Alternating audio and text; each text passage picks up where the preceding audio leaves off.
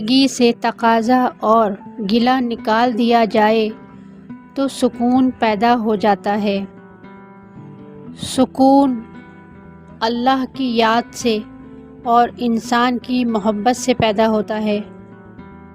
خالق کا گلہ مخلوق کے سامنے نہ کرو اور مخلوق کا شکوہ خالق کے سامنے نہ کرو، سکون مل جائے گا۔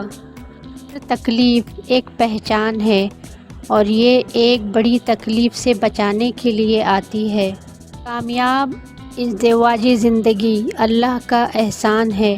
میاں بیوی کو باغ و بہار کی طرح رہنا چاہیے، وہ باغ ہی کیا جو بہار سے بیگانہ ہو، اور وہ بہار ہی کیا جو باغ سے نہ گزرے۔